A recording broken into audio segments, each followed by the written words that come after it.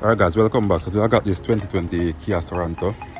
So a lady asked me this morning how to locate a spare tire and to get it out. So I'm just doing this video guys to show you all out there who don't know about it, how to get to it.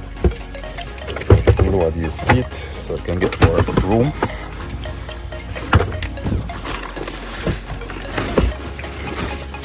Buttress seats right there. Alright, so first we're gonna lift up this piece right here. Open here, so I got some stuff in the way. So move them outside. And guys, you need one of these in your car in case fire. So make sure of one. Alright, so right here, this is where the spare tire screw here to lower the spare tire. And you also can do it from underneath the car if you're on a lift. So just use a key. Turn this piece out.